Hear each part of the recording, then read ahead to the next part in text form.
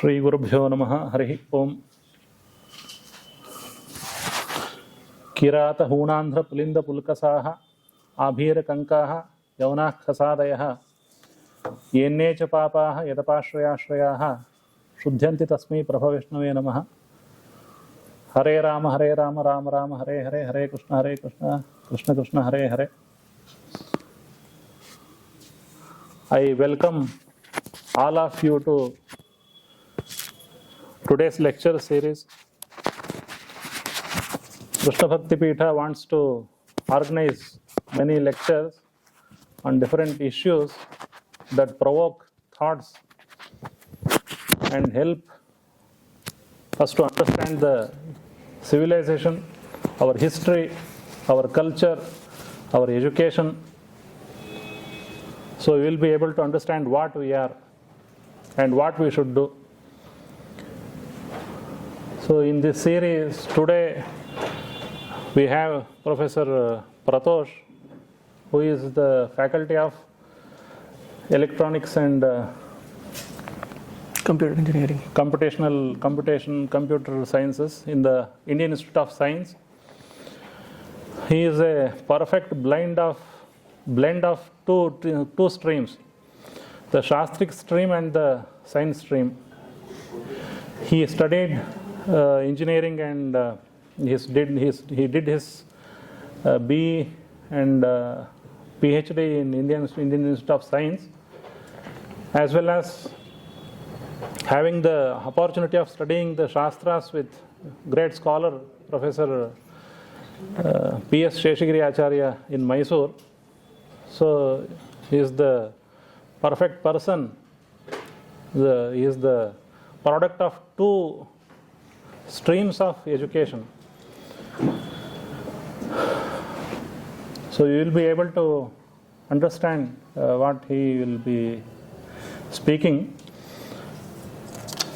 And today I have requested him to speak about the subject, why should we study Shastras? The we means it may be scientists, it may be from other fields, or maybe laymen, and especially Indians or Indians all over, or the people across the globe. What is the essence of Shastras and how Shastra study will help us? That is more interesting thing. That's why Professor Prathosh is here. I heartily welcome him. I request him to deliver his lecture. Later on, I will speak about the Dharma Shastras oppose temple culture. So I hope everybody will be able to enjoy it. There are so many people here. I welcome all of you without naming. It is really overwhelming reception of today's lecture. I thank all of you and I hope you will be able to enjoy it. Thanks everybody, and I request Professor.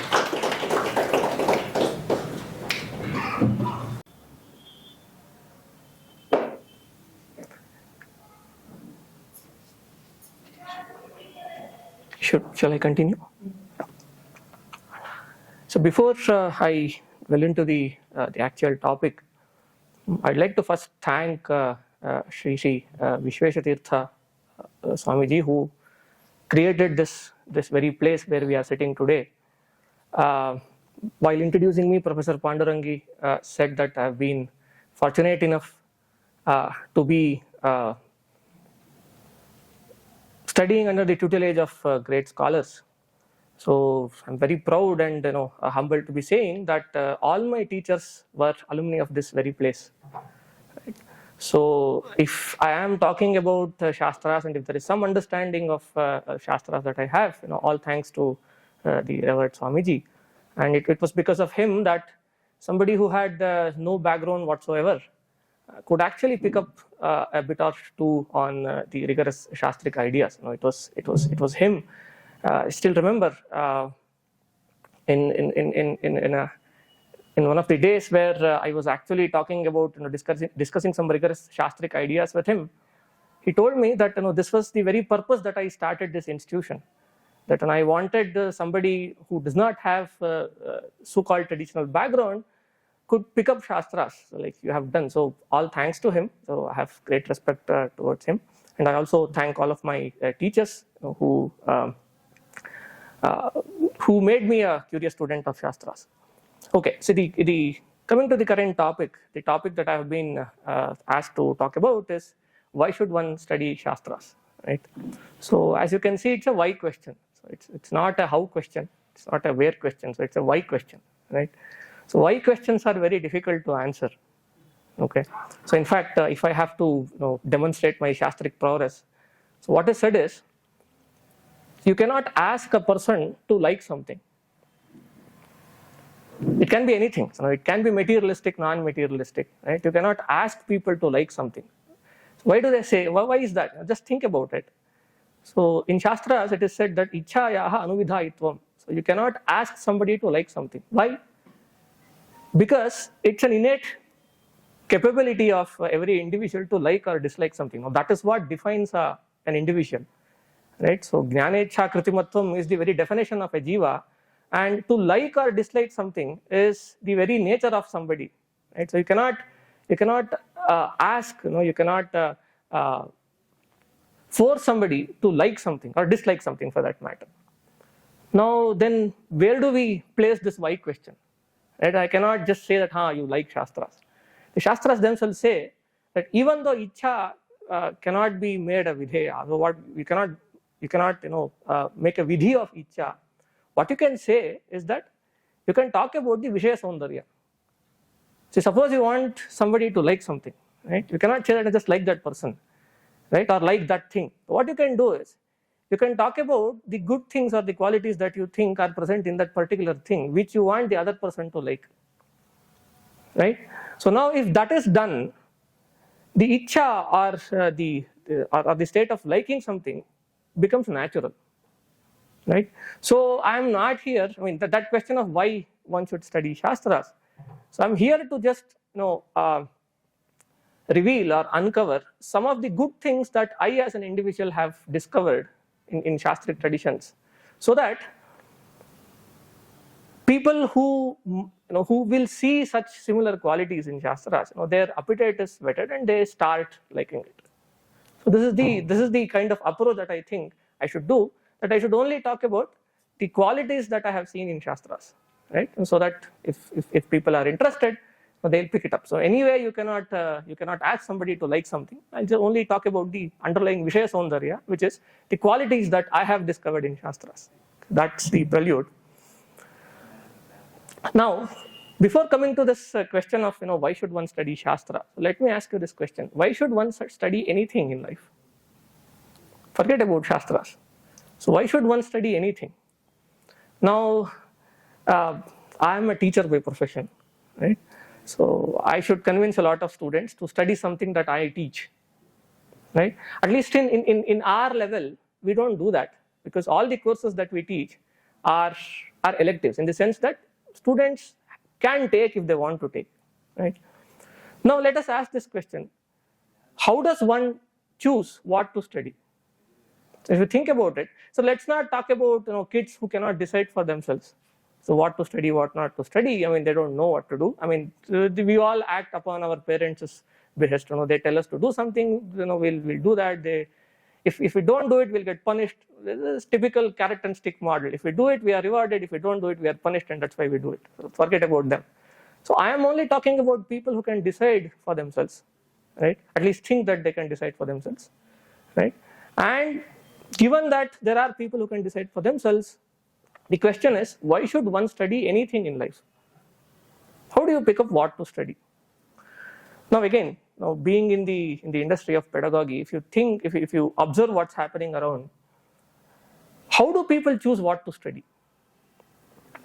So if you look at the history, how have people thought of how to study? So if you look at the current pedagogy, after everybody goes through a minimal amount of so-called education that is there, class 1 to class 10, whatever, and then they can make a choice. Till that you can't make a choice. You have to undergo whatever you want, you are supposed to, and then you can make a choice. What kind of choices do people make?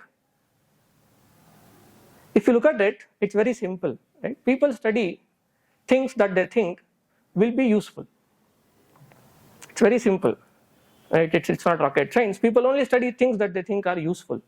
Now, what is the definition of being useful? Today, it is very simple. Whatever will make me lead a very good materialistic life, right? Or let's say a very good life. The definition of goodness is, having a lot of materials around, a lot of comforts, and whatever gives me this, I'll study that. Now, if you backtrace, everybody wants is a nice, good, comfortable, materialistic life. Valid, no questions asked. Now, how do I get it is the question. How do I get it? World works on, trading values. So, if you want something, you'll have to give something. Now, the question is, what are you able to give? Now, universe or that particular set of people that live in a particular time or space will decide what is of value, right? Now, everybody thinks that delivering that particular value which everybody ascribes a value in, that is what will ensure me in a good value exchange, and that is going to make my life comfortable or whatever. So now that is how it is. So finally, it is about acquiring some material value. I'm saying material, it need not be material, but it's mostly material. Acquiring some material value, you trade material value with something else, which is what is called as a job. Right? So what do you do in a job? You just create some value, or you create a perception of value. Right? Somebody thinks that what you are doing is valuable, and they pay for it. Ultimately, money is a piece of paper which has no meaning. It's actually trading values. Now you want to create some sort of a value, right? So what sort of a value that you want to create? You want to create a particular type of value that you think can be traded to something that you value. So maybe I used the word value too many times. So basically what's happening is that you have to create something that somebody else see value in, right? So that they exchange the value that you have created with something that you value. So that's the point. Now the question is, okay, what do the people that are around me see value in? And this, remember, is a function of time and space. Now what is valuable today may not be valuable tomorrow, and what is valuable here may not be valuable in some other place. So now, depending upon what time and what space you are living in, so you assess, meaning society assesses some value in something, and now to deliver that value, right? So now it is fixed. Okay, now I know that if I need a particular type of material value exchange, right, I'll have to create some sort of a value. Now, what is valuable to the society is something that you know. I mean, that the society sets over a period of time. Now this is fixed. Now the next thing is, you'll have to make yourself skillful enough, right, to create that value. Okay. So the next question is, how do I acquire that skill? Okay. So now, okay, there are these places called universities that promise you that you will be acquired, you will be made to have these sets of skills that people think are valuable. And that's how education, the whole industry of pedagogy is created. And that's why if you see colleges around, the kind of courses that they teach, right, or the kind of programs that they create are all a function of space and time. 50 years back, what was the so-called hot course is not anymore the lucrative course today, because the idea of societal value has changed over time. Today the flavor of the day is something called artificial intelligence. So everybody talks of artificial intelligence, and you go to any place, everybody and their grandmother is doing artificial intelligence today, right? That's what it is, right? So nothing else. Everybody talks. What's happening?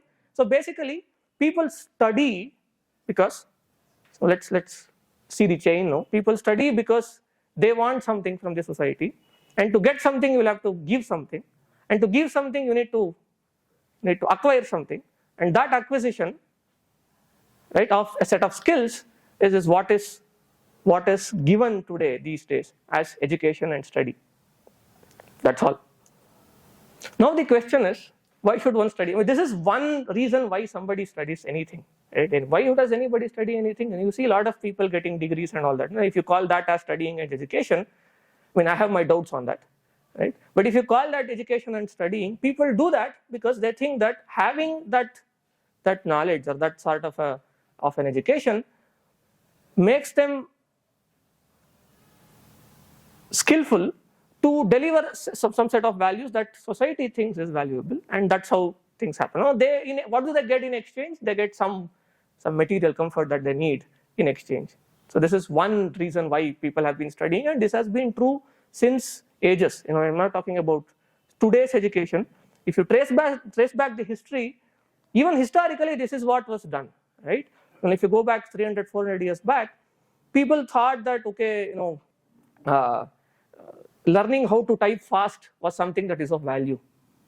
There are lots of elders here. I don't know because I've not seen that. I'm not from that generation, but a lot of my elders have told me that there used to be a time where typing very fast was a skill that was worthy of acquiring. Now it's no longer a skill, because you don't even have to type. You can just dictate, and there are things, there are software that would just convert that into text, right? Some years back, people thought that calculating math, calculating numbers, adding, subtracting was a great skill. You see a lot of accountants doing that, right? People made careers, generation made careers over it. Okay, today it's not a skill. Not today. 200 years back it stopped being maybe 100 years back it stopped being a skill because calculators came into picture. So if you go and tell somebody that I can add 2 4-digit numbers in 5 minutes, what? It's not something that is of value anymore. So what I'm trying to say here is that people study because they want to acquire a certain type of skill and a skill that the society as a whole sees value in, and that keeps changing. Okay. Now this is a problem. Now because value changes over time, now if there is something that you think is that society think is valuable, and you spend 20 years of your life in acquiring a skill that would enable you to deliver that particular type of value, and right after you acquire that value and go out of your college, what if society stops valuing what you have acquired? That's exactly what is happening in today's layoffs.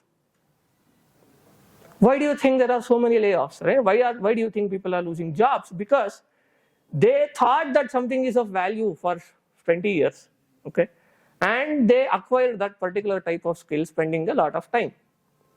Now once society decided that that is of no value, these people are of no value anymore, right? So now the question is, if you are given a choice to study something, right, to study something which has a longer horizon of value delivery, what do you have to study? This is a very nice question to ask, very, very practical and pragmatic question. So I want to study something, right, that would enable me, or that would not put me out of value, at least as long as I am alive. Right? Because finally I have to keep delivering some value and get something in return, right?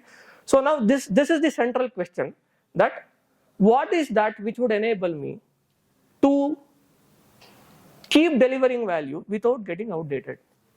So now this question is very valid because the idea of societal value keeps changing over time, and you can't just acquire something, right? You can't spend 20 years of your life learning to add 2 numbers and only to discover that after 20 years whatever you have learned is of no use, right? So this is the prelude. This is one question that one should ask: what should I study? In fact, there's a couple of my students here, so they know that 5 years back writing good, flawless computer software codes was considered to be a very good skill. Not anymore. There are AI agents that writes code better than all of us.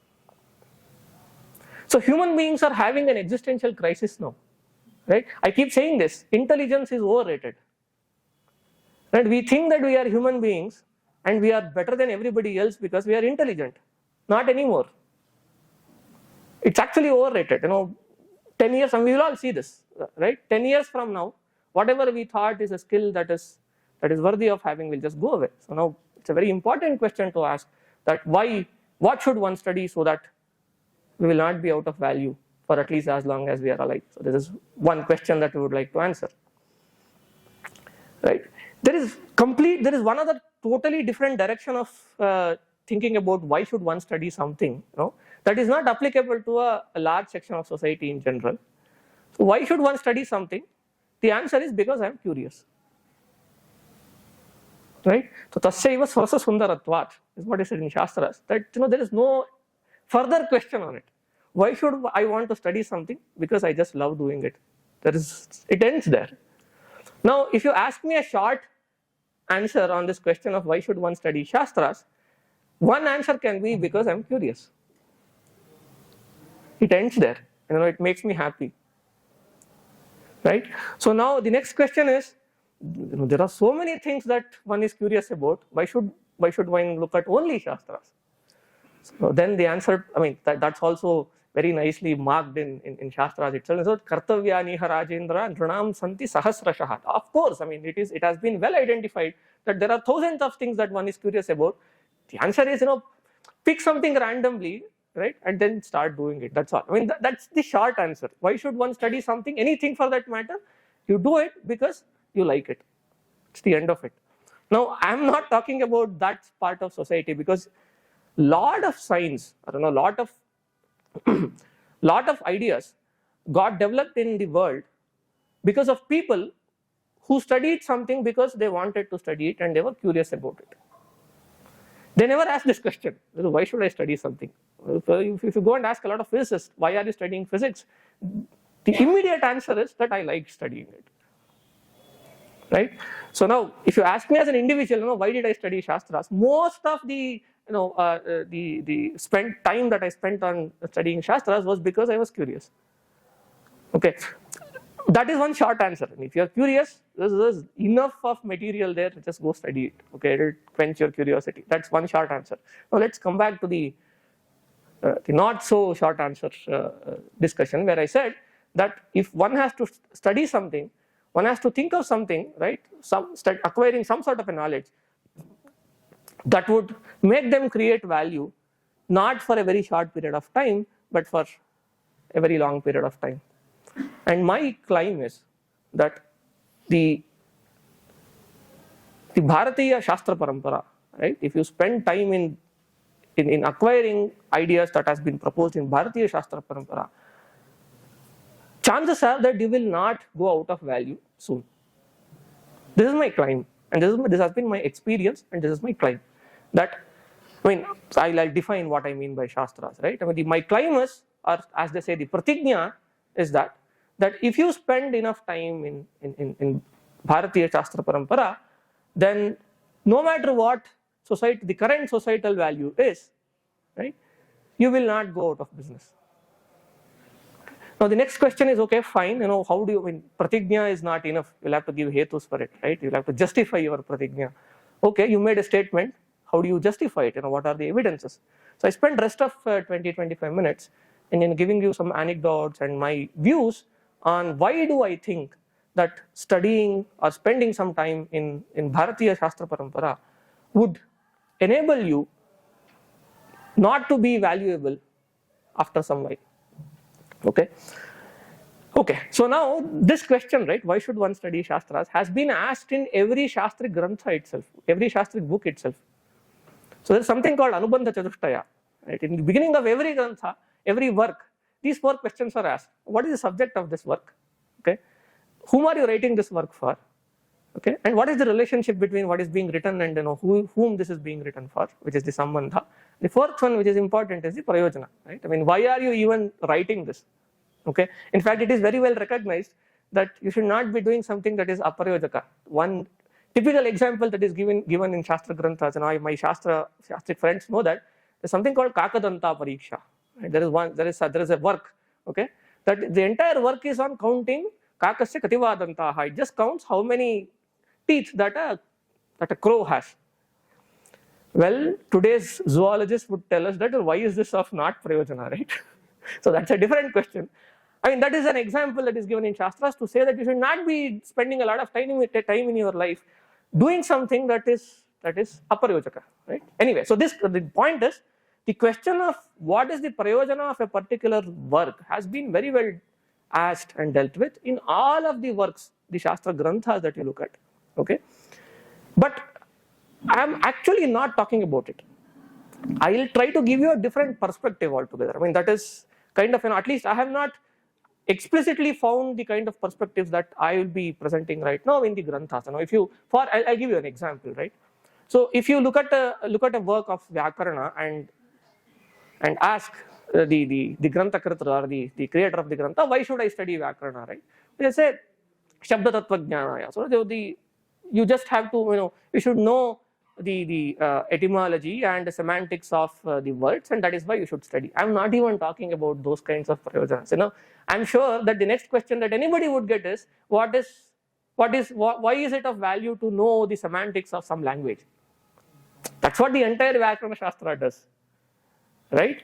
Now the question is, why should I study that? So now if you look at the Vedanta Shastra Granthas and the works in Vedanta, the prayojana that is said is, you'll have to get the Ishvara Tattva Jnana, right? And that is why, and the ultimate moksha and all that. Not even talking of that. Even though I 100% subscribe to the values or the kind of prayojana that those works talk of, I'll just touch upon it at the end of my lecture. But I'm not talking about the prayojanas which are a part of the Anubandha Chatushtaya that has been prescribed in books. You can go and look into the books if you are interested on that. I'm trying to give you a different kind of perspective. Okay, yeah, let's get back to the question. So my claim was, studying the Bharatiya Tattva Shastras, will enable you with skills or skills that can create a lot of values. So why do I think that? Okay, I have divided my kind of analysis into 4 parts, right? You can roughly, I think that studying Bharatiya Tattva Shastras, right, or Shastras in general, will make a person capable of delivering values in 4 broad directions of society and life. One is, of course, the intellectual and the logical direction. The other is the personal direction. The third thing is the societal direction. The fourth thing is, of course, the spiritual one. Okay, so I have deliberately kept the spiritual one at the end of it, because that has been said many times in granthas, and in fact, Tesham Dukha Prahanaya Sutaresha Pravartare, that has been counted as the highest Purushartha, right? And that has been said told as the Parama Purushartha and Parama Prayojana of all works. I'll come to that in a while, but I just reverse the order in which I want to present. Let's look at the first one, which I think is the intellectual and logical way of delivering values. Okay, now before that, I'd like to mention what actually I mean by Shastras, and I'm sure that when he chose the topic, he also meant the same.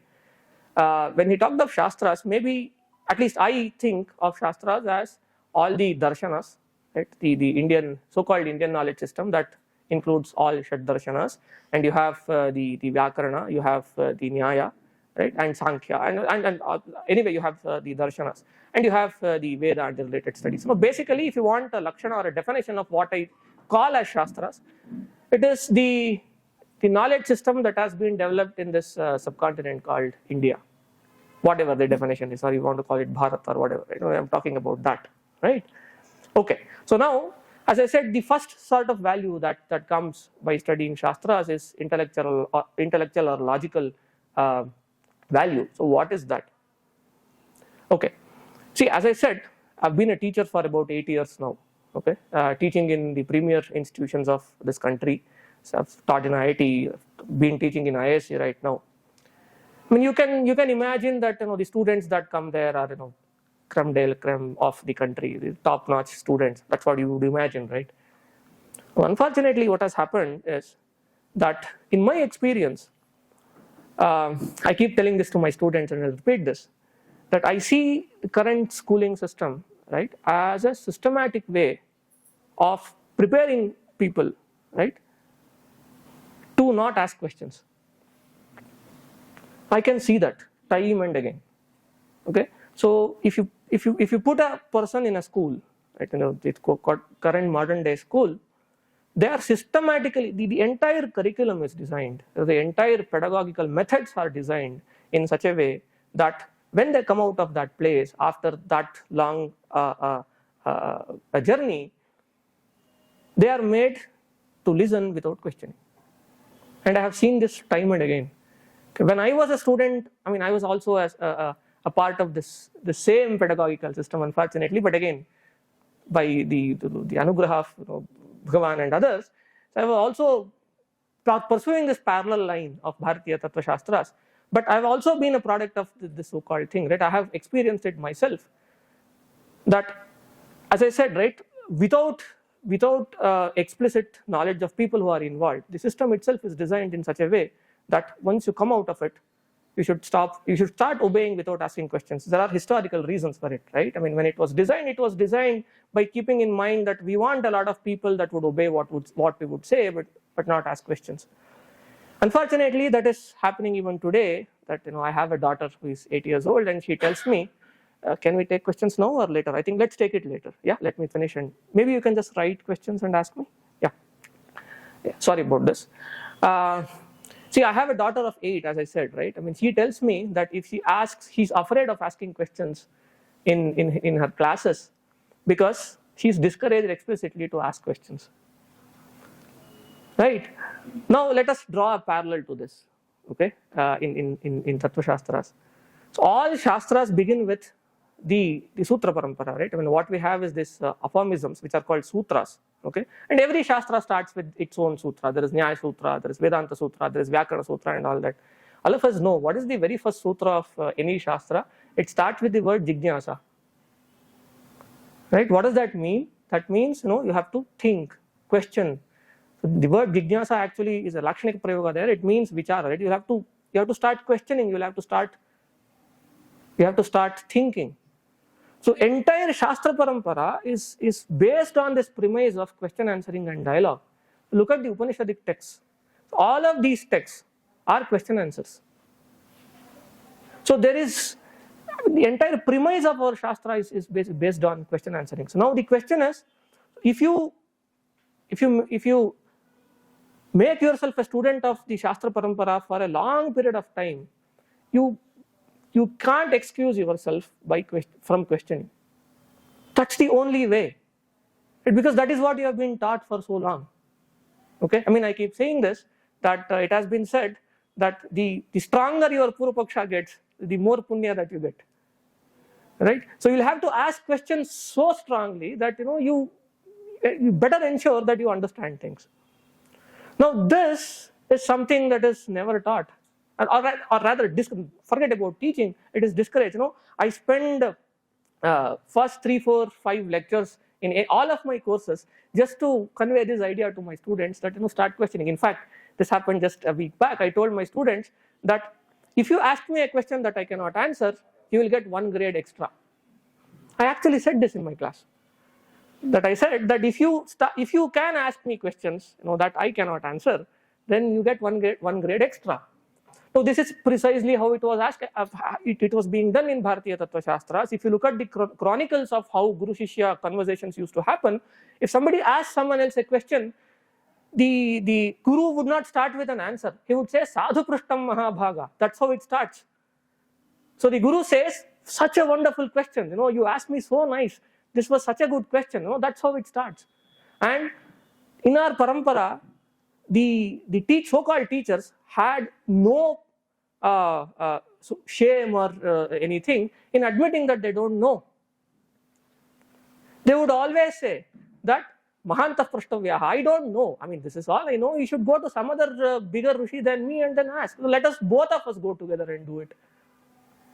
This is something that you get only in Bharatiya Tattva Shastras, that the entire pedagogical method is screwed up. Today's Western pedagogical method is totally screwed up, where you are discouraged to ask questions. If you do not question the status quo, there is no way any progress is being done in human society. If you look at how the so-called progress, even in the scientific world, has been done, it has been done through asking questions and challenging status quo. Look at people like Galileo, right? So now, one thing that you learn as a student of Bharatiya Tattva Shastras is that you can never agree to anything readily. So you ask for pramanas, right? You always ask for questions. And if you are at the other end, which if you are old enough to call yourself a teacher, you are not a teacher anymore. You are not a teacher where you just say that, okay, you say something and you ask your students to listen. It's always, see, that is why, there is something called Vadakatha. right? Every conversation is a Vada Katha. What is a Vada Katha? Guru Shishyayor Madhya Tattvajnana Artham Samvadaha. That is Vada Katha, right? There are two people sitting there and they are doing a samvada or a conversation, which is a question answering style methodology to understand something. They may or may not understand, right? So this is one thing, right? I mean, if you make yourself a part of Bharatiya Tattva Shastras for a long time, you cannot avoid yourself, by imbibing these kinds of things, and only if you do that you can do any research whatsoever, which is, in fact, today the Western society is also evolving, right? And they're realizing the need of this kind of pedagogy, but this is something that just comes up if you study the Tattva Parampara. So now this is one thing. The other thing is, there is an idea I also happen to be a practitioner of the so-called fad called artificial intelligence. So one thing that we talk of in building good algorithms are the ones that can meta-learn. So what do you mean by meta-learning? So to simply put it, it is an ability to learn. So we want people to learn how to learn. This is meta-learning. So it is not about learning something, it is about learning to learn something. See, it is not about learning something, it is about learning to unlearn something. And you know what is unlearning all about? Right? People have such big biases that they're not ready to give up something and go away, give up their biases. But in lot of our parampara, there are enormous amount of examples where a Vada Katha happens. At the end of the Katha, one of the two people involved would just say that I was misinformed, let me just give up my biases and become your Shishya. Not one, right? So, lot of examples. The man who was fiercely arguing with you for all these days will suddenly become your Shishya, because the intent is to unlearn, learn and relearn. It is not about learning something and sticking with biases. So now if you again make yourself a student of Bharatiya Tattva Shastras, you will rarely have biases, right? And you will have this ability to learn anything. See, I myself is an example, right? I mean, I'm just quoting it because I happen to be standing here. See, I did my PhD in an area which was called signal processing then, 10 years back, okay? Now, as I said, that was out of value, right? When I was doing my PhD, it was something that was valuable. 2 years from the date of my PhD, I realized that, okay, these people have moved on. Now, what do? So either you get stuck in that and keep cribbing and cursing about the fact that, okay, what you have learned is of no value, but to just move on. Again, my students sitting here know that I no longer do signal processing, and I migrated to whatever was the so-called valuable thing of the day. Why would that? How could that happen? It was because we didn't have any biases, and this entire Shastra enabled me, right, to learn how to learn. See, that is why, I mean, there are lots of my Shastric friends also here. You can ask them. So they would have studied some, 10 books, okay, some 10 Nyaya books and 10 Vyakarana books. Now give them something that they have not studied so far. It only takes them a week or 10 days time to understand that, become experts and give an expert lecture on that. Can you imagine someone else doing it? So there is an expert, you talk of an expert in computer science and ask him to talk about mechanical engineering in 10 days. They wouldn't do it. But these people can. How? Because they have learned how to learn. That's the whole point. The whole point of pedagogy is to enable people with skills, okay, where you learn how to learn, but not learn something. In fact, that is why we call these Shastric Granthas as Prakarana Granthas. So, do you know what these Prakarana Granthas are? They say Shastra Ekadesha Sambadham Shastra Karyantare Sthitam Ahu Prakaranam Nama. The idea is that you teach something not because you want the student to learn the subject matter of that particular work. You teach something because you want the student to learn the technology of how something is learned. That is why these Prakarana Granthas are constructed and built. Okay, so it is again, right? I mean, it is not about learning something. That is why, again, I quote another example. See, in Vedanta, right? I mean, all the other darshanas are almost, unfortunately, not very active these days. Vedanta is pretty active. Okay, And specifically, right, there is this tussle between the Dvaita and the Advaita Darshana, which is always there. And even today, active debates happen and people keep talking about that. Now, there are lots of people who dedicate their life for studying one of the Vedantas, either Dvaita or Advaita Vedanta, right? And they live by it. They live by the principles of Advaita, they live by the principles of Dvaita, for instance, and they do the upasana of all those. However, they are equally good pandits of the other sect as well. They know, an Advaitic scholar would know as much Dvaita, if not more, than the Dvaita scholar, and vice versa. A Dvaita scholar would know as much Advaita as, in fact, this is one example that is often quoted, right? A great Advaitic scholar praised one of the great Dvaitic scholars, Sri Vyasatirtha, because the entire work, the Sri Vyasatirtha has composed an entire work that criticizes Advaita Vedanta, but an Advaita scholar says that we got to know a lot of Advaita by reading that. So how is this possible? They would have never studied Advaita.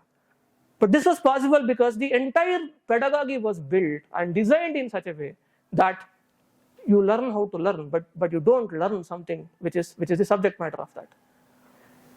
I mean, if you can change the current pedagogical system to do that, sure, you don't have to study Shastras. But unfortunately, the current pedagogical system does not adhere to this kind of an idea where you are taught how to learn, right? The other thing that I keep talking about is that to study anything, right, in life or in anything, so you need a logical way of reasoning and thinking. So it's hard to explain that, but I mean, I'm assuming that all of you have studied some mathematics in your life sometime, right?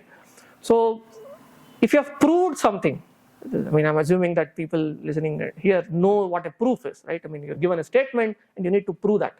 For instance, right, everybody knows of Pythagoras theorem that says that if you take a right angle triangle, the sum of the squares of two sides is equal to the sum of the square of the other. Now, this is a statement. How do you prove that? If you have done proofs of anything, right, you know that a proof entails a series of arguments, okay, that are related to each other, okay, that would end to a logical conclusion. This is what the proof is. If you've done any proof, I mean, we keep doing it on a daily basis, right? We prove theorems. The proving theorem is nothing but stating logically related facts that lead to a particular conclusion. Okay. Now, if you're a rigorous student of mathematics, fine, you will know how to do it. Okay. In fact, I keep saying this, that so give me a Shastric scholar who has spent 12 years in studying Nyaya Shastra, right? I can make him or her do variational calculus in 1 year. And give me a mathematician who has spent 10 years studying mathematics and rigorous mathematics, I can make him a Nyaya scholar in 2 years. Right? I've done some experiments and I've found some success in that. I mean, and that is what, I mean, the point that I'm trying to make is the kind of logical methods that is developed in Shastras is exactly same as the epistemological and logical methods that are designed in modern mathematics, in computer science, and theorem proving and formal methods. They're exactly the same. And you should take my word on that, because I've spent some time in either, in both of the territories. They are exactly the same. So much so that I, as an exercise, have expressed Shastric ideas as theorems and mathematical theorems as anumanas and doshas. Because there is exactly one-to-one correspondence between them. Now you can ask, right, when there is mathematics, why should I spend my time in studying Shastras? Fair question. But what I'm saying is that if you study Shastras, right, you will get the similar level of competence of logical reasoning, if not more, than studying rigorous mathematics in today's schools and colleges. Right? Of course, this is not to be confused with whatever I said, right? I mean, even if you study mathematics, you are not taught how to learn. So at some level, yes, you are taught in good schools and colleges, right? But in general, it is not done. So now, making you capable of having a creative mind, right, or a logical mind, is something that comes very naturally if one spends time in Shastras. Okay. Actually, I'm running out of time, so I'll just take 10 more minutes and then stop. So these are some, intellectual or pedagogical answers to why one should study. These are some pedagogical soundaryas of Shastras, right? I mean, 3 things I listed to be concrete. One is that you will develop the habit of questioning, right? Questioning and questioning the status quo, of right pedagogical attitudes and intentions. The second thing that I spoke of is just forgot. Exactly, right? So learning how to learn. So learning how to learn and learning how to unlearn. So you don't stick to something, but you just learn.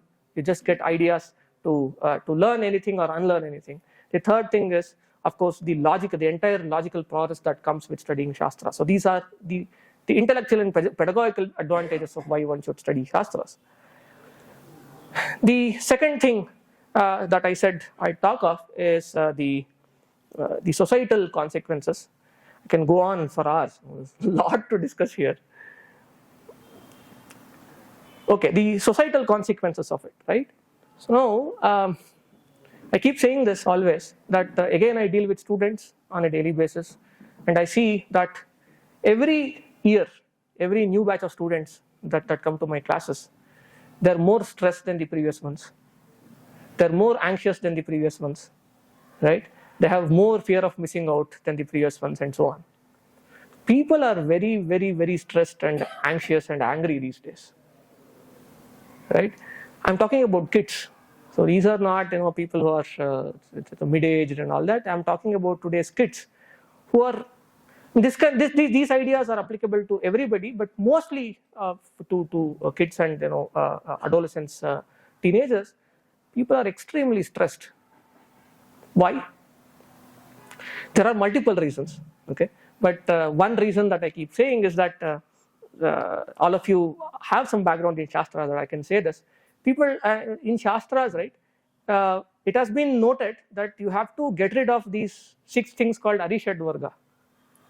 All of you know that, right? This Kama, Krodha, Lobha, Moha, Mada and Matsara, right? These are the 6 enemies that one has within himself or herself that one should get rid of.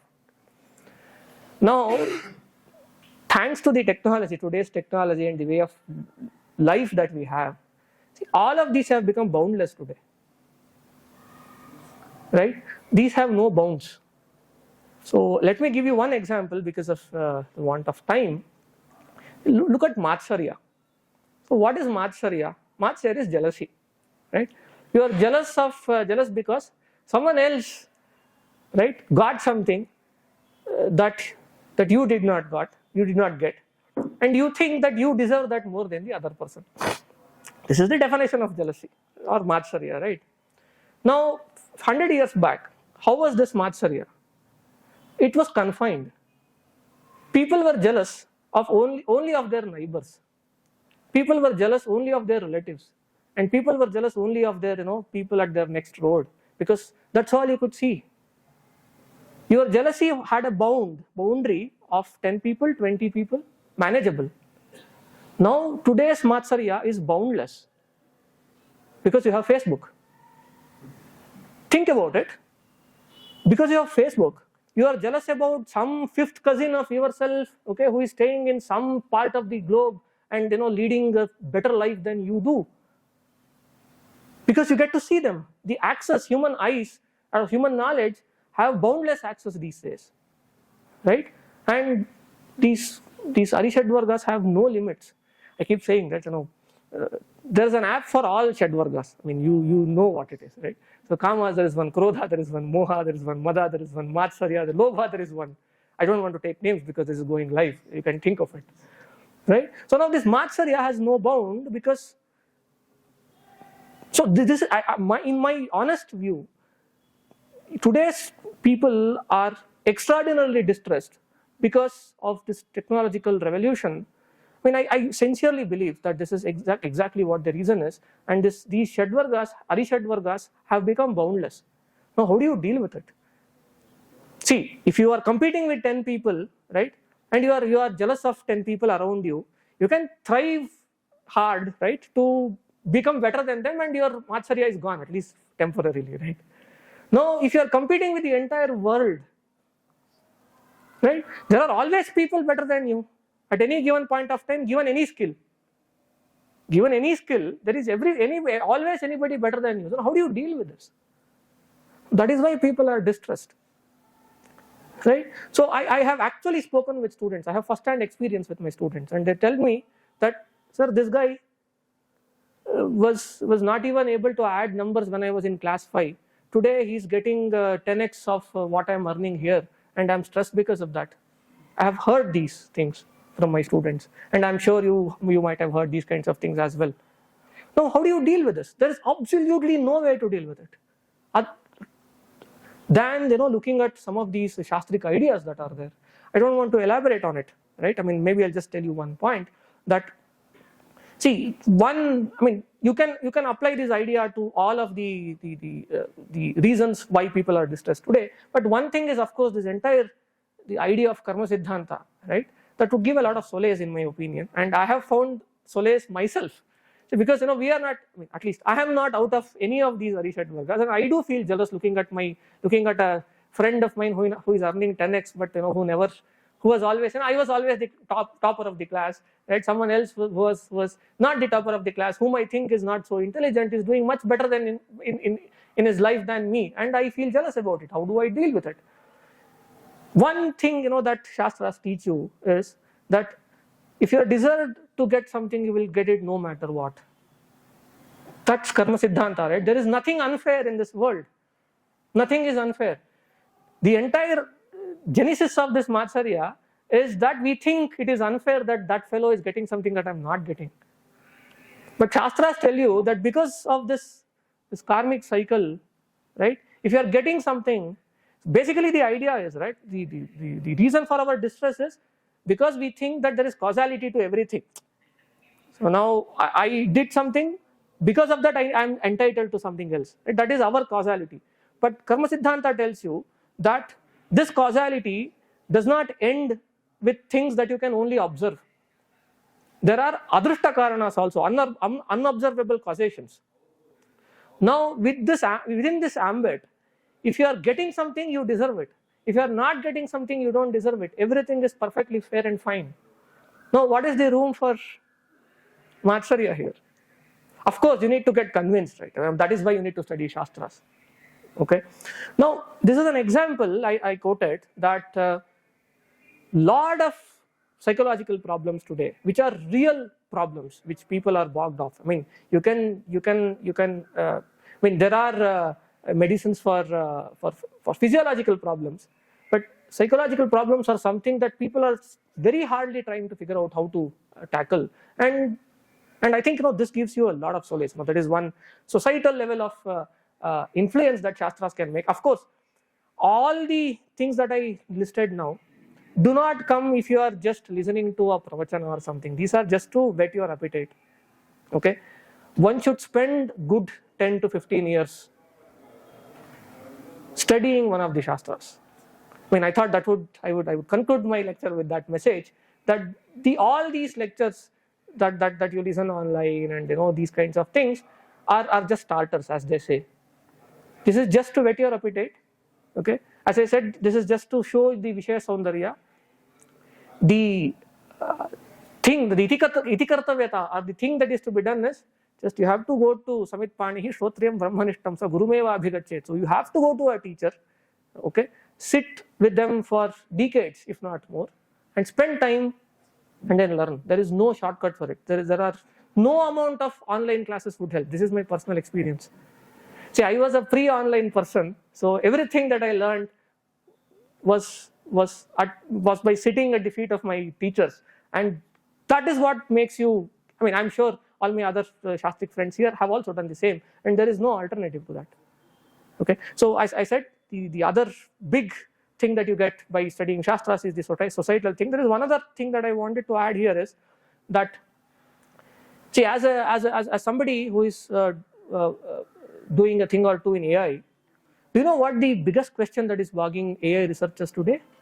Have you heard of things called deep fakes and all that?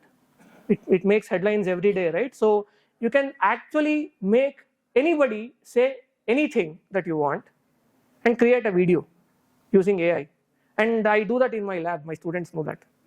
We actually do it in our lab. We are the ones who develop such kind of technologies, right? Where if you want some big person to say something and make a video, I can give it to you tomorrow. That's the state of the technology that we have today. Now, those are called deep fakes. Okay, so like that's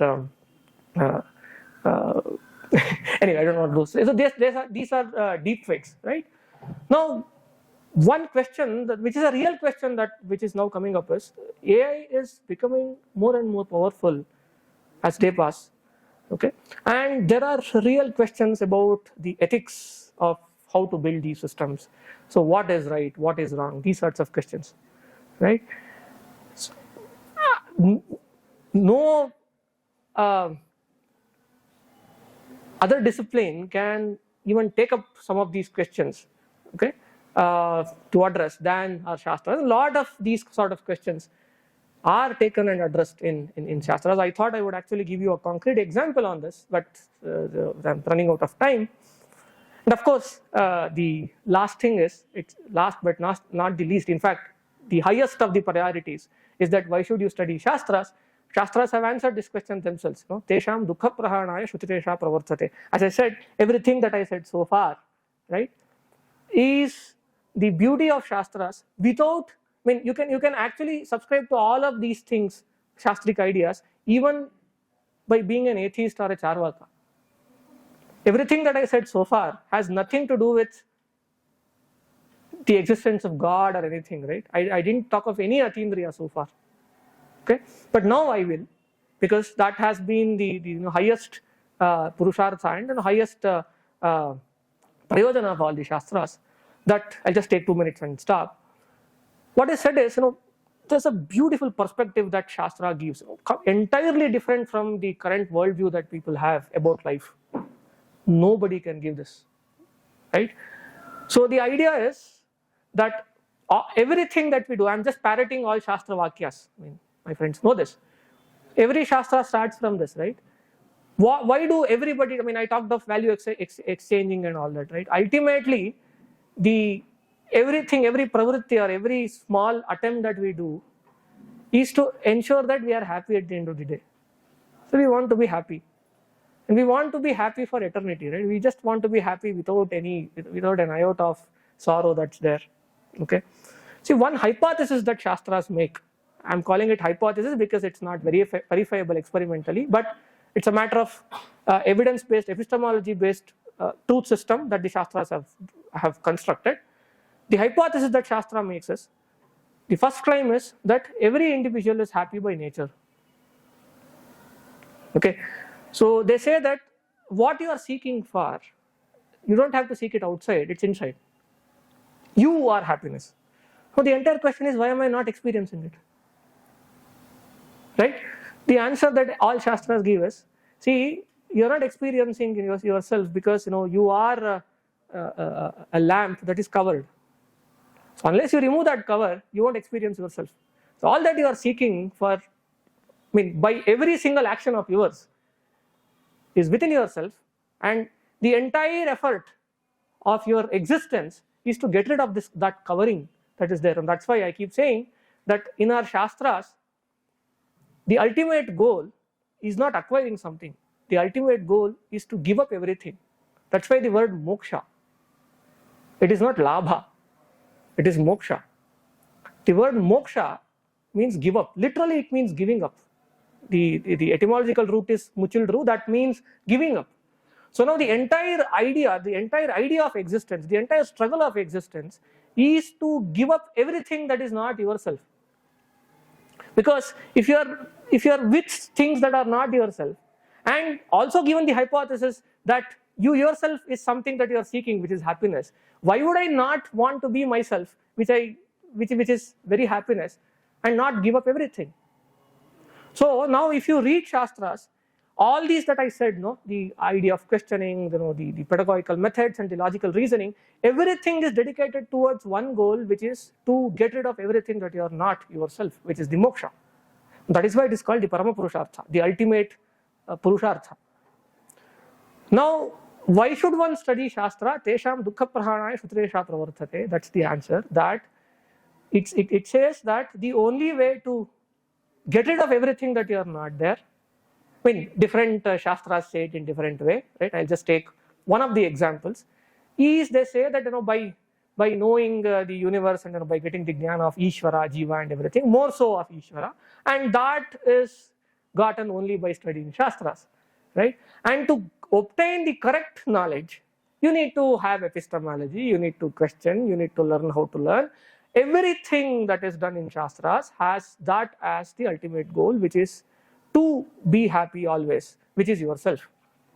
I mean, this is something that Shastras talk of with very high conviction, and of course to get convinced and put effort in that direction, you need to put efforts and study Shastras. But this has been the Parama Prayojana of all Shastras, that anyway everything that you are doing, you are studying computer science, you are going coding, you are doing something, you are teaching everything. What are you doing it for? For some material gain, as I said, and material gains lead you to happiness. Now, if that is all what you are seeking, and I tell you that that is you yourself is happiness, then don't you just want it? And the only way to do it is to get rid of everything that you are not there, and the only way to do it is through Shastras, is what Shastras say, why one should study Shastras. Right? So with that, I would conclude. So one last concluding statement is that if any one of you listening here get some interest in studying Shastras, the only way to do it is to sit with a guru for a time, at least for a decade, spend a lot of time in it and acquire something or two. That's the only way. There are no shortcuts. Okay, so it's worth it. I mean, all this time, the entire effort was to convince you that that effort is worth it. Right? So you have to spend time. So I mean, I today see that there are lots of people saying that okay, we teach you Shastras etc. online. Fine. I mean, they're so again, right? I mean, students of mathematics know it. You can't study differential calculus or variational geometry online. You can't. You need a teacher. Similarly, every rigorous Shastra, right, needs a teacher. So I mean, thanks to the institutions like these, which have created a lot of teachers that could actually help each of us individuals in studying Shastras, and they would be happy to assist us in learning. So that's the only way. Okay? So if I've convinced you that this is of value, please go and talk to them.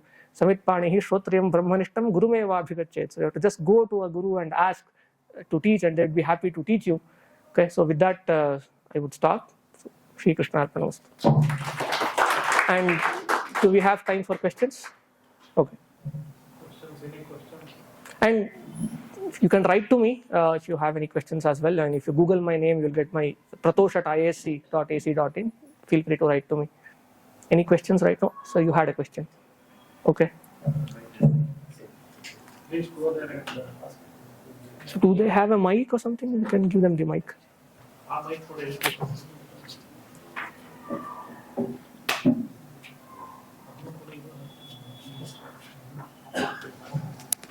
See, no questions can only mean two things. Either you have given up, saying that okay, everything this guy says has no meaning, or I'm such a good teacher that I have made you convinced of whatever I have. I'm sure that I'm not the second type. So it must be the first one. So this is called the Parishesha Anumana in Shastras, by the way. Yeah. Sir, thank you very much for this wonderful discourse. Similar discussion was happening today morning from a professor from the same institute, a retired professor. They were talking about science and non-science and the pseudoscience. Now, this has become another angle for that. Now, my question here is, can learning Shastras make people good? I mean, good in the sense, because I mean, finally, ultimately, that is the final goal. Whatever I do, finally, if I am good, then I will deliver good. So, will that be happening? That is one question. And another question I have, a mundane question is, you talked about learning and unlearning. So, I am little skeptical about the process of unlearning, a need for unlearning, I mean. So, if I am a Nastika, to give an example, if I am conceived it properly,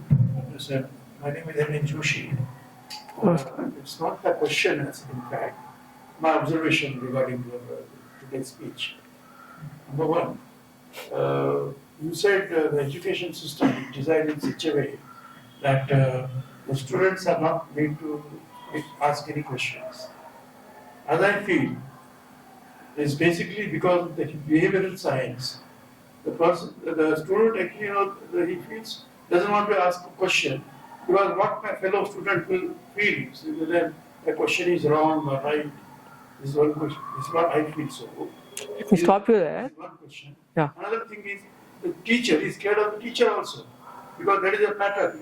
He's scared of the teacher, whether the teacher is going to punish me if I ask a question. I totally agree, and that's why I told you that when I said the Shastras will enable you with a different pedagogical method. So you talked about behavioral difficulties, right? Yes. In Shastric learning, asking question is extremely incentivized. That's why I said no sadhu prishtam mahabhaga. It is incentivized. See, how do behaviors get formed? Behaviors get formed by reinforcements. So if there are positive reinforcements, some behavior gets formed. If there are negative reinforcements, some behavior gets diminished. So now you have to develop such a kind of a reinforcement. When you think of a dog, right?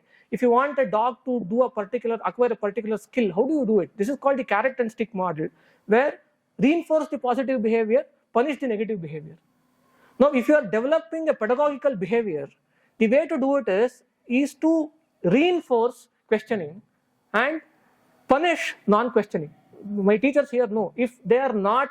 There's a tradition here called the Chintana Krama, where if you are taught something, the next day you have to ask, you have to reiterate everything that the teacher has said and also come up with questions. So if this is not done, this is imbibed in the system itself. So which I think is exactly what you are saying, which is it is a behavioral reinforcement on questioning. So now that scare that you talk of will just go away. Because I am told for tens of years that if I ask questions, I'll get punya. So I will ask more and more questions to get more and more punya, right? That's positive reinforcement. That's correct, but that doesn't happen. Well, because nobody studies Shastras. Another point, another observation. I would like to continue with My another observation. My another one observation is, you said basically the behavior is all because of the behavior. The behavior has remained the same. In the past, present, even in the future, it will remain the same. Not necessarily. I'm talking about the behavior of students. The behavior of a person depends upon the economy. The self-economy, the neighbor economy, the state economy, the nation economy, and the economy of the world as a whole. Because of that, his behavior keeps on changing. True. It changed in the past, it is going to change in the future, it is changing at present also. Sure. So it is there is the economics. In economics it is said, there is a definition, very popular definition of Robinson. Economics is the science of human behavior. Correct. It's a relationship between ends and scales means. Correct. Which have alternate uses. So this stands all the time. I agree. See, questioning has economic benefits as well. Shall I tell you how? Yes. See, why do you think there is no Google in India? Why do you think there is no Apple in India? Why? Why? Then we are a country of 150 crore now. Why do you think Googles and Apples of the world only come in the US but not here? That's the pinnacle of economy, right? The capitalistic pinnacle. You look at Apple's products; they're actually good. Why do you think it's not from India? Monopoly. No, that's okay. But lot of innovative ideas have come from West, not from India. Why? You talked of economy, right? I have my answer for that. My answer for that is we are scared of questioning status quo. That's all. See, if you look at any of the innovations that came from the West, which have become economical success today, that have happened because somebody questioned status quo. I know the story of how Apple was built.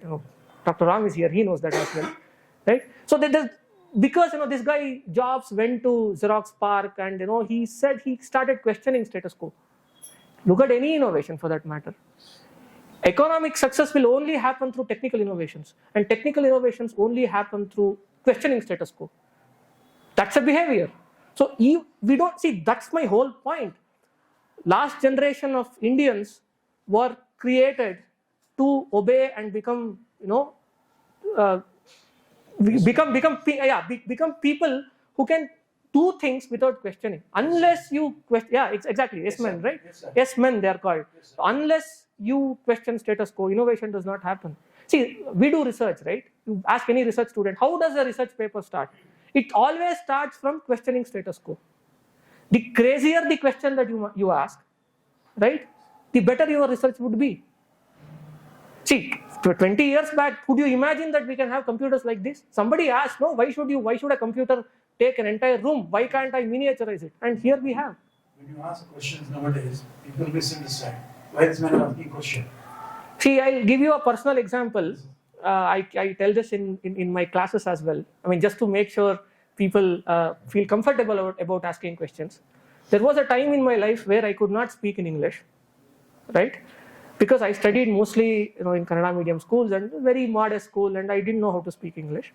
And there was this English class. This actually happened. There was an English class that was happening, and this teacher was teaching something, and I didn't understand something. Again, right? That was the time of formative years where I was incentivized to ask questions in Shastra classes. And there was this teacher who was teaching, and she used the word clever. Okay. And I stood up, this actually happened. I stood up and asked my teacher, what do you mean by clever? And I very, very vividly remember her answer. She said, it is something that you are not. She said, it is something that you are not. Clever, you understand what it means. So I was so naive that I didn't know what she actually meant by that. I continued asking my questions, and here I am. See, you should ask. The only thing to do is to question status quo. And I always had enemies in my teachers, right? I mean, there used to be, if there are 10 teachers in your class, 5 of them like you because you ask too many questions. 5 of them, because I studied in Kannada medium school, I remember what they used to call me. They used to call me Talaharte. Sir, So I'm happy that I'm called that. Yeah. so happy that as a traditional scholar, one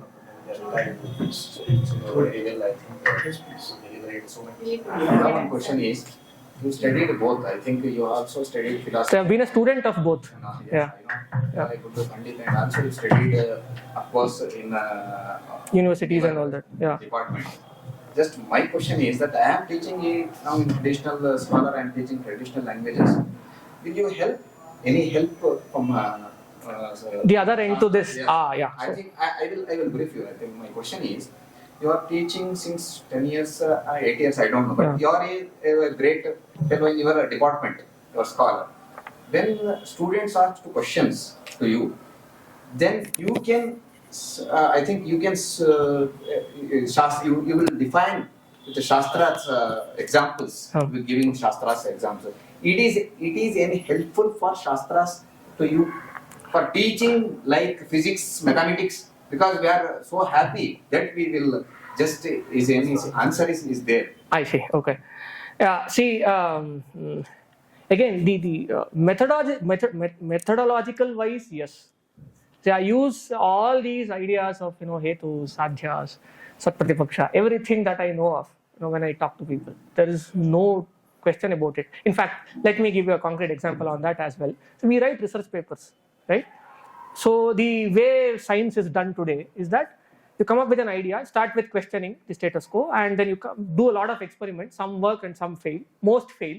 Okay, 99% of them fail. Something works, and then you want to convey that idea to the entire world. So you write a research article, and you send it for review. Now, what is this? Your peers or your peers from the world, okay, who is working in the same area, has to review those. Okay. No, they have to review those, and then they either accept the submission or reject the submission. And in the top tier conferences that we deal with, the acceptance rate is about 10%. That means that out of 100 papers that are sent for publication, 90 of them are rejected, only 10 of them are accepted. And this is a global competition. We have to compete with the entire world. Okay, so everybody in the world will send these papers. Okay, why did I say all this? I write papers, right, because that's my job.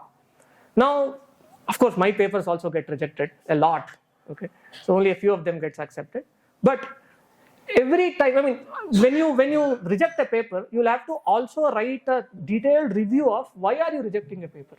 Right? These are the reasons, technical reasons of why do you think this paper is not worthy of acceptance. Now I have written hundreds of papers in my research career so far. A lot of them are rejected multiple times, but not even once, right? I have received, or rather I would say it in a positive way. Every time I receive this one comment as a rule, right? There is no exception to this. Here is the comment. It says that the paper has been written extremely logically. This has been a comment that are given to my papers, even the rejected ones. See, people reject it for different reasons. They say that, okay, this experiment is flawed, okay, this is not novel enough, you are not giving, the claimed benefits are not there, whatever, or mathematical formulation is flawed. Those are all technical reasons. Nobody has rejected my paper because it does not have a logical flow. Now, where did this come from? It came from, I can tell you this, that I just follow Tika's krama in writing papers. Right? Vishayo Visheshchaiva Purapakshas Tatothara. Exact same formulation, that's all. Right? And everybody says that my papers are extremely well written. So this is one thing that I actually imbibed from Shastra Studies, from day one. Reason of rejection? Exactly, same thing, right? So now when you, in fact, we have a reason of rejection, is it? Yeah, so many reasons of rejections, right? See, one thing can be that I'm an Indian author. That can also be a reason of rejection. And not the major one. I should not be. These conferences are double blind in the sense that reviewer will not know who you are and vice versa. Our names are not revealed. They're all blind, double blind conferences. Anyway, that's a different thing. But just to answer his question, all these Tika, the works that I have studied, that has enabled me in composing very, very logically sound compositions. Also answering questions. Of course, right? In the inspiration of Shastra. To the point, right? You exactly know what the question is. You can also say Prashna Eva Vivichatam. You know what to say when. See, I have actually interacted with a lot of Shastric scholars and a lot of my students and all that, right? The kind of clarity that Shastric people have when you talk to them, right, is unparalleled actually. Right? I'm not saying this, just as a mukhastuti or anything. I have experienced this firsthand. So now I have interacted with IITians, right? Some of them are bright. I'm not saying that all of them are dumb, but the kind of, see, even an average Shastric scholar has clarity of thought compared to a so-called intelligent outsider. See, that sort of thinking. You always talk of pratigna hetu and drishtanta, right? You always talk of hetvabhasas and all that. You are trying to think in a perfect logical way. Those skills are very transferable. You go to management or anything. See, okay, here is my submission, right?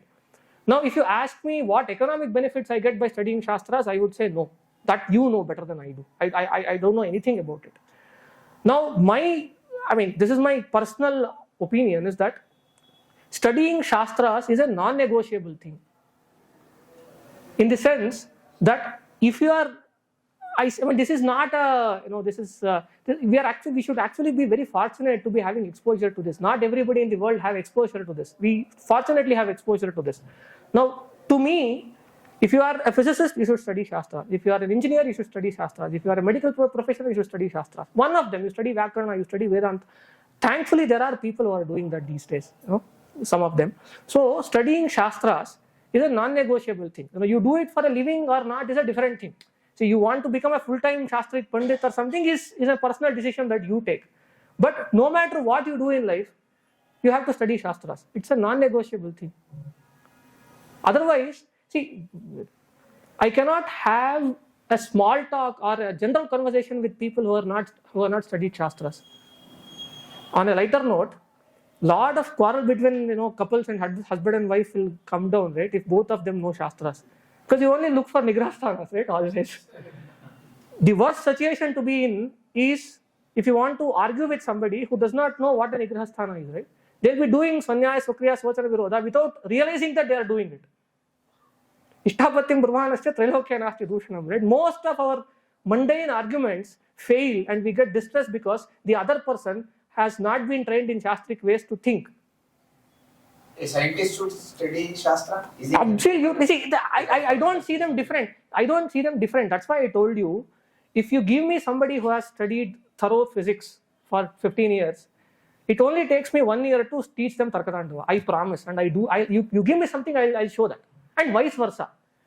And also in this context, right? A lot of Shastric Pandits have this sort of inferiority complex that what they have studied is, not the science and all that, right? Of course, they are not trained in physics. I would say that they are not trained in physics, they are not trained in mathematics, right? But they are trained how to be trained, they know how to learn, right? We can do this experiment. You can give one of your students with me for 2 years. I will teach them rigorous calculus. I'm sure I can teach them.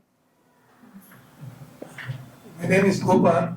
Are we taking too much time? There is another lecture that I want to attend. So, Well, this is very, very pertinent to what you just spoken. You are fortunately a person who has learned Shastra as well as engineering. Now, and always Shastra is a non-negotiable thing. That is also you say. Can this be incorporated into our regular curriculum? well, No, you have to. Professor Pandran, you would answer that question. No, you have to answer that because you have read both. See, okay. So here is a proposition, right? See, no. I mean, that's what I said. They don't have this line, right? They're all blended. Okay. See, I have an ambition to actually incorporate this to regular curriculum and do it at scale. But I'm a poor professor. I don't have money. Really. So there is this economy actually has a big value, as he said. Give me 10 crores, I will start a school tomorrow doing this. I'm saying this on camera. in fact, there is Dr. Srinidhi here. They've already incorporated this in one of these efforts called Poornaprajna, where they're doing this. And there are a couple of students that are products of this school, this effort that they started. I teach them Shastras. And these kids, one of them is in Chennai Mathematical Institute, and now he is in Amsterdam doing his PhD in mathematics. The other guy is in IISc, Pune, studying his physics. Perfect kids who are blends of both of them. I am teaching them rigorous Shastras every day. I am teaching them this work called Nyaya and all its commentaries. Right? They were actually the outcome of their system. Right? You should see them. So basically the thing is we have to see, as I said, there is one Poornaprajna in our society. How much can they cater for? As I said, it's a non-negotiable thing. Every Indian kid has to get this. Now, this can only happen if we can scale it. So only one small effort, even though commendable, cannot do that. So we need more such people. We need participation from society, real participation in terms of economic incentives. All sort of people have to come together and do it. So the suggestion is very, very valid. Completely, right? So, as a professor of a premier institute, you have every opportunity. But I don't have money. To include it in the NCERT syllabus. Yeah, so I'm too. See, in fact, there have been efforts amongst the direction. Yeah. See, nothing is impossible. Yeah. You can do it. I agree. And Yeah. the premier institute can do it. Yeah, sure. Let's hope and pray that would happen sometime. Yeah. He as a professor should definitely be able to impress the authorities to do this. Okay. Yeah. We hope Professor Prathosh will do it. Yeah. Poornaprajna Peetha should collaborate with IITs and IIScs to bring in some sort of joint Programs and all that. programs in which you will have the combination or blend of Western logic and Eastern logic, Yeah. Indian logic system, so that we make a head start. Reverse process has to be started. If you Shastri should learn science now. Exactly. both. That should also happen. Otherwise, that gap is Bridged. Yeah. This is going to be a debate in every lecture. I agree. I totally agree. Let's stop this. Huh? So I think we'll take questions offline. We can discuss. I'm here, so we'll do it later. Thank you. I will add only one sentence to what Professor Prathosh said. It is non-negotiable study material. In fact, all the Indian Shastras were the mainstream study materials before the Bengaluru came into India. People in India, not only the 6 Astika Darshanas and 3 Nastika Darshanas, but the mathematics, Ganita Shastra, Rasayana Shastra, Shilpa Shastra, and Ayurveda Shastra, each and every kind of Indian Shastra has the same rigorous methodology that has developed, and India was leading country in the world before till 1735. The world GDP was 35% of the whole world or 25% whatever. Now it is only 3% of the whole world's GDP. That's why Indian Shastras, they have their methodology, they have some kind of rigorous study methodology. They have immense benefits for the humankind. So that was the mainstream. Now it has come to some silence because of the British policies. They threw all of the Samskrit parties into islands called Samskrit universities and colleges. That's where next lecture will start. Thanks, Professor. Paraphrasing your approach, taking the ideas of what science would call legitimate approaches and show how the Shastras are mostly doing the same, and thus establishing first level of legitimacy for Shastras, and then going one step further and say there are issues in the way how the scientific systems or the applications of what questions a scientist would ask, not necessarily the method of science per se, but what questions you ask, if not bounded by an ethical dimension, can create problems. So how the Shastric frameworks can help a better framing of a scientific question. And third, even going further,